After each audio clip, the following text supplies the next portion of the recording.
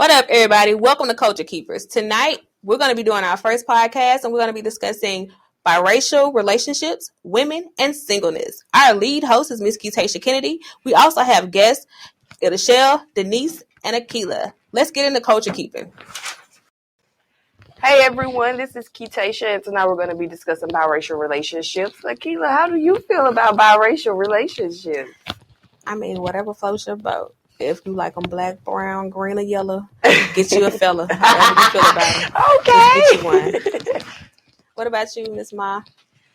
Well, I am in a biracial relationship. We've been together for 7 years, since high school, senior year of high school. And so I'm Chinese and Vietnamese. He's Salvadorian and Honduran.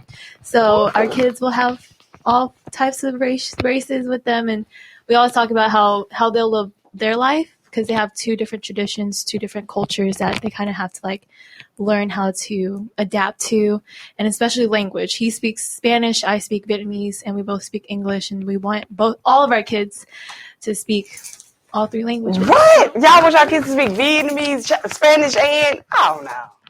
It's possible. That's awesome, though. It is. Think about the actual things that you would allow your kids to be able to do if they could speak to and the languages. Money that they get. Yes, the money that they would get from the jobs. But again, how is the relationship though? Like, how is that him being?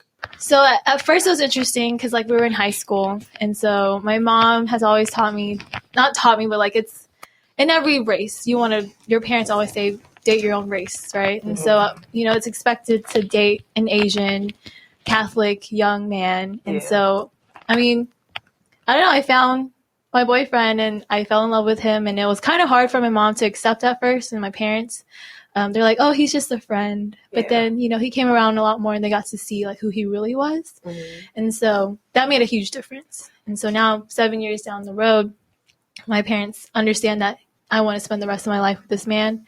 All right. And so that's where we are right now. So they understand. Idashelle, what do you think about biracial relationships, friend? Well, I'm Hispanic, and my husband and I are from the same country. And where you from? I'm from Panama, and he's from Panama too. He's been here since he was 12 years old, so he have almost all his life here. So he kind of adapted to American style. Uh-huh. So I came here older. I was 22. So I came with this Panamanian culture, more deeper than him. Uh-huh. So even though it's not biracial, it was, we had to adapt to certain, a little different stuff. But I'm the type of person. Okay. So, Ma, Akila, we're going to discuss women now, y'all. No, I'm talking to everyone.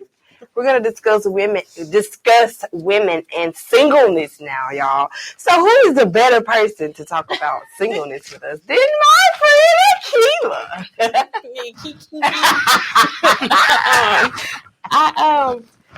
Singleness is singleness. I think I've been single a while.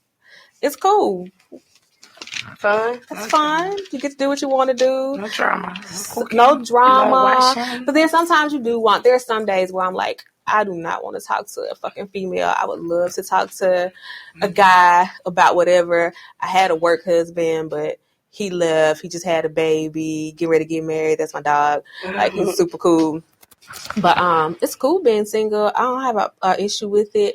You just have to make sure that you're happy in your singleness. Yeah. Right. So you don't rush into anything, rush into a relationship or fall back into an ex because that shit is hectic, stupid, it is. And yes, it is. That's why I'm single in a relationship and pending.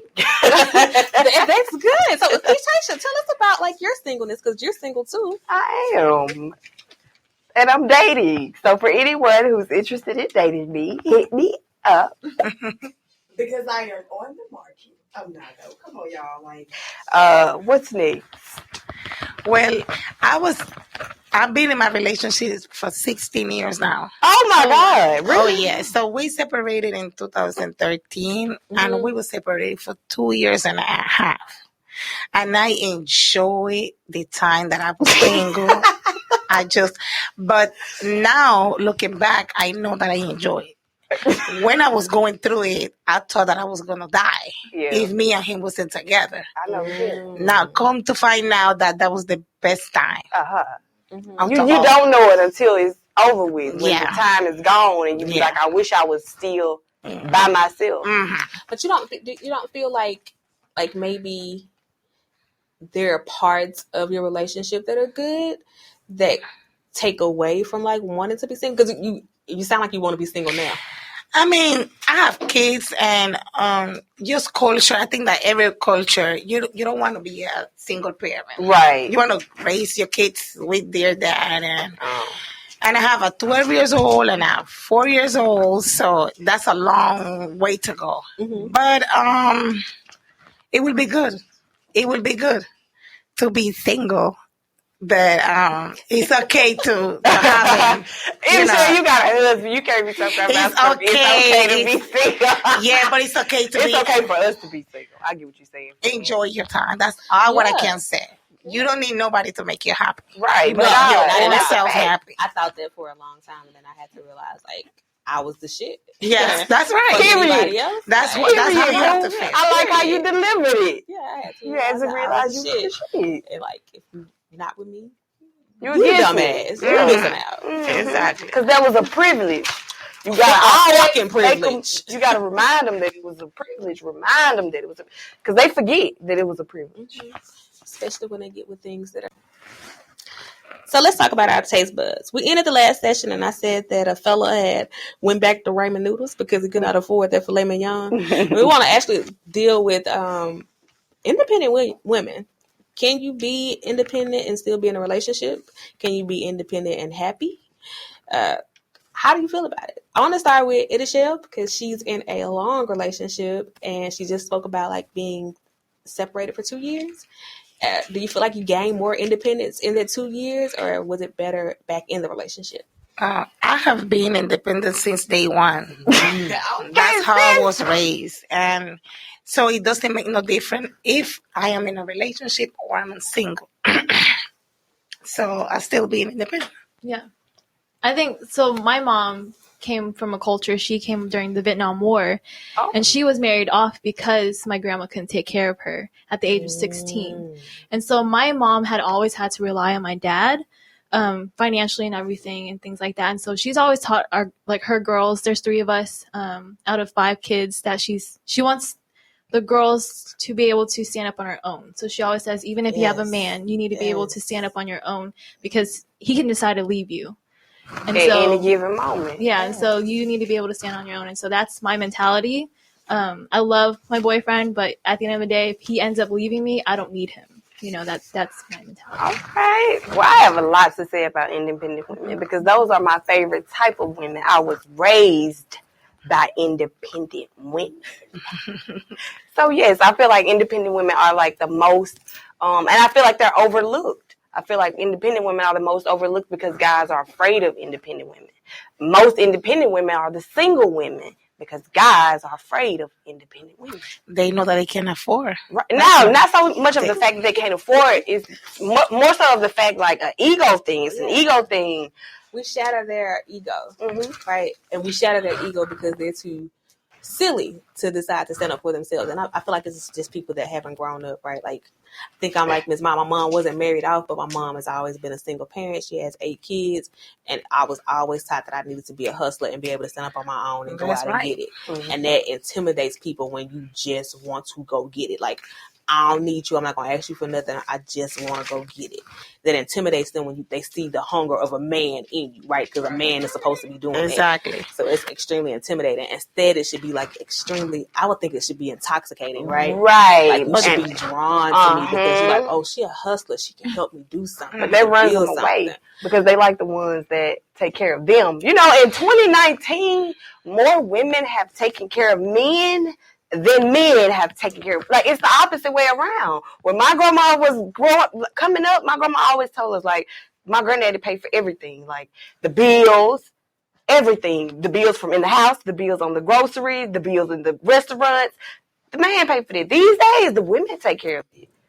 That's depend of the man that you're trying to date. Mm-hmm. Because I'm going to tell you something. It doesn't matter how independent I am. If you cannot take care of me, then you have to go. Bouncing. All right. Putting them out. Oh, all right. Get somewhere. Sister, all right. He bouncing. He up out of there. That's right. But I feel like a man should be able to like balance you out too. Yeah. You know, like if your partner, that's what I like to say, like partner. If your partners, it's 50-50. And so like you are independent, but they also need to be independent too. They shouldn't be depending on you. Yeah. I want to feel that somebody have my back. I want to feel that too. I want to know what that feels like. Like somebody has your back. They support you. And I don't do no 50-50. You don't do 50-50? What you do, 80-20?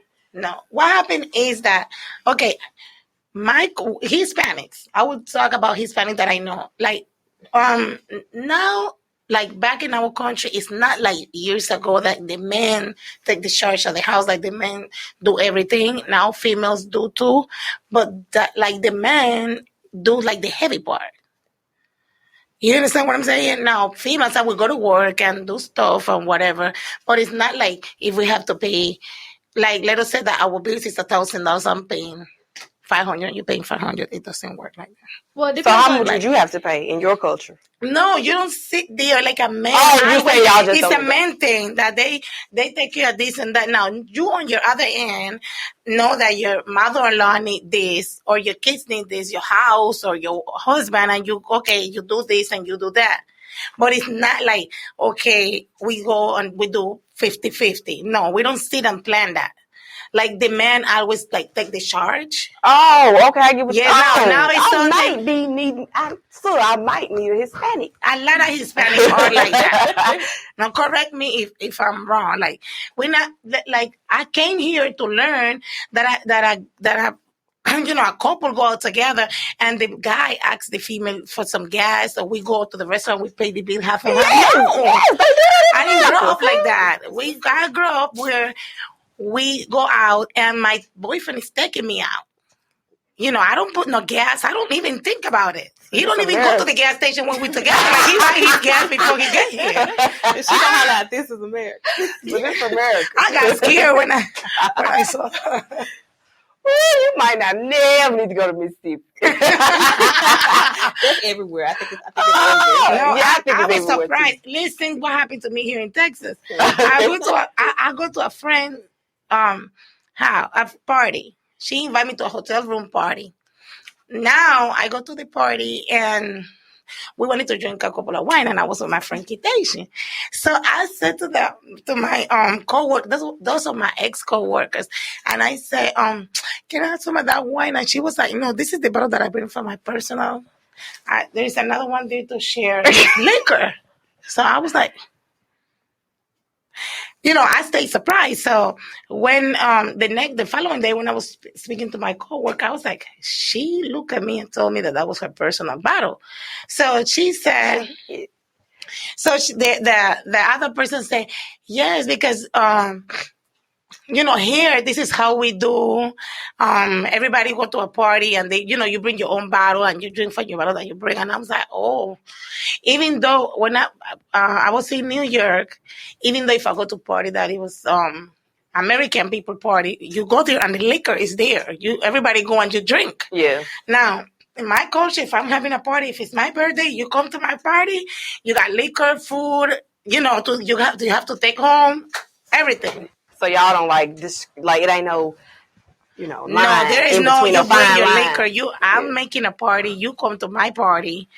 But I have my liquor, I have my food. You don't have to put, don't. No. Even where we're from, though, you can go. If we have a party and there's liquor, we don't say you can't get in.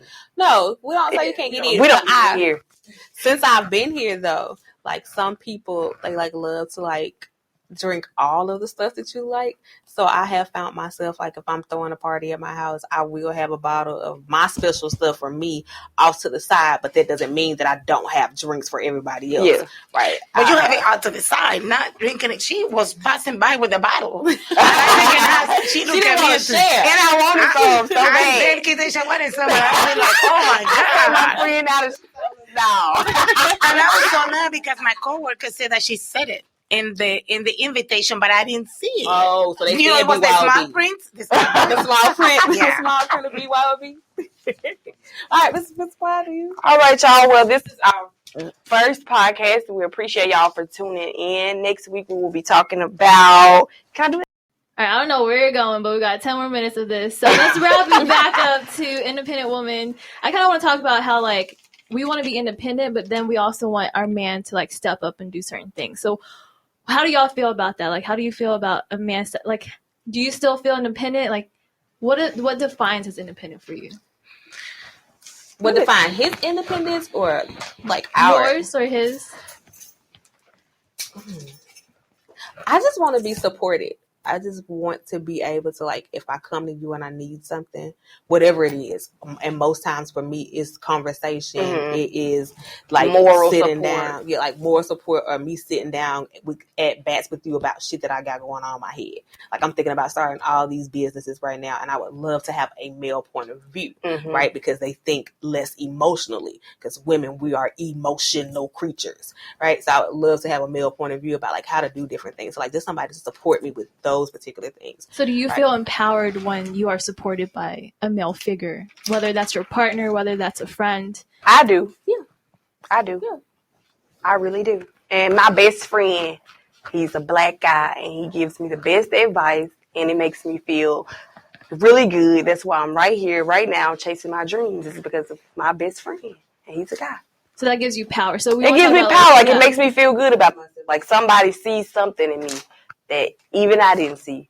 Like, and if it comes from a male, it makes me feel even better. Because, I mean, women all the time, women tell me, you look good, and I feel this way about you, or I feel that way. But hardly ever will you get that from men. Yeah. So why do you think it's important, like, the word, like, woman empowered? Like, what are we doing here with that phrase? Or what are we doing here as women right now?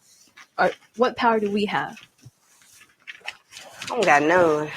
P-power. That's the kind of power we got on the show. I think we have the power to do, like, whatever it is that we really want to do, right? Like, and I think that men just add, like, an extra flavor to it, right? Like, they season what it is that we're doing, right? Because there were plenty of people. I've seen Keisha numerous times on the internet talking about doing different things, and there were plenty of women in the background giving her advice, pushing her, telling her to move to Houston, i.e. Akila Miles, right? That said, like, you follow your dreams, right? But sometimes when it comes from a man, it adds some other particular flavor. I don't know why we feel like we need that extra insight from a man. You know why? Because you just need that man to be on the driver's seat and you be on the passenger. Okay, like so Jay-Z and Beyonce. Yeah. Like that. Okay, yeah. That's what I'm looking for, though. Like Jay-Z and Beyonce. I want to be that type of independent. Just that's the answer. That's the one. Jay-Z and Beyonce. Beyonce is my definition of women empowerment. And Jay-Z is my definition of male support. There it is. He's the driver. Yeah, definitely. He needs to be comfortable enough to let you. They in a Maserati. She talking about comfortable. That's the exact thing that Jay-Z because that's does culture. For her. That's what happened.